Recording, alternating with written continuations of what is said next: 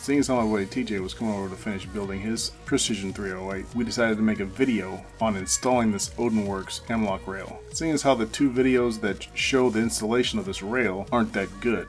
On his 308 build, he's using a normal AR-10 bolt, a Voltor charging handle, Aero Precision upper and lower receiver, a barrel which is made by Criterion Arms, tipped with the Strike Industries King Comp, and this Odinworks MLok rail. Seeing as how he wants to make this rifle as precise as it can be, he wanted to lap his receiver as well, so that's what we did. This whole process on lapping the upper receiver by hand only took us about 10 minutes to do. After it was done, we just cleaned up the upper receiver and continued on. Next thing was to bed his barrel.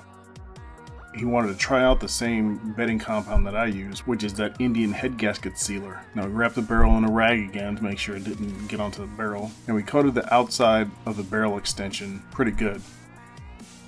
Then we just take the upper receiver and slide it into place. The Odinworks MLok rail comes with a receiver extension that has a part that lines up with the gas tube hole in the upper receiver. You thread it onto the upper receiver all the way until it's tight, and then you back it off to where the gas tube holes are aligned in both the extension and the upper receiver. Then, like in my Lancer Systems carbon fiber rail that I have on my AR-15, it has a barrel nut that threads into this extension and presses the collar of the barrel extension against the upper receiver. Now I wanted to use the torsion bar that locks into the lugs of the barrel extension, but the receiver extension for this Odinworks rail comes with a gas tube alignment tool, which ensures that the hole for the gas tube on the receiver extension and the receiver are lined up. So with that, we can't use the torsion bar. We just have to put it in the vise, torque it with the barrel nut wrench. First thing, we align the receiver extension with the upper receiver and insert the gas tube alignment pin. And that ensures that this receiver extension won't move as you torque the barrel nut.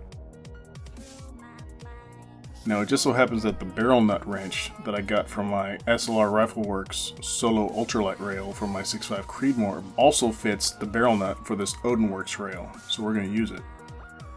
Remember, when using the torque wrench and using a barrel nut wrench, whether it be proprietary or one of those armorer's tools, always keep the axis of the barrel nut wrench at a 90-degree angle to the torque axis on the torque wrench. Using the barrel nut wrench and the torque wrench like this will give you a false torque setting. So just rotate it to where it looks like this at a 90-degree angle and you're good to go.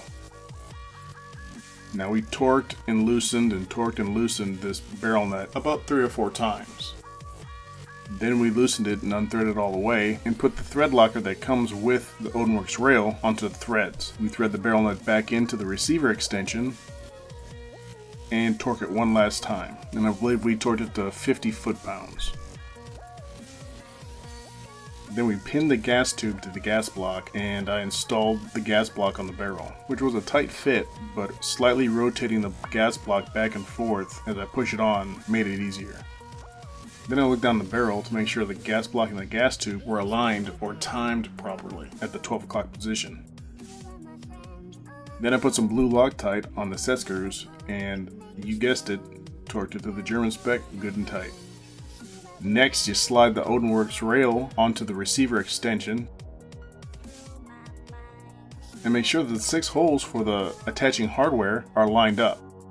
The holes are lined up, so I put blue Loctite on each screw and installed 2 at the 3 o'clock position, 2 at the 6 o'clock position, and 2 at the 9 o'clock position. After that, the installation of the rail is complete.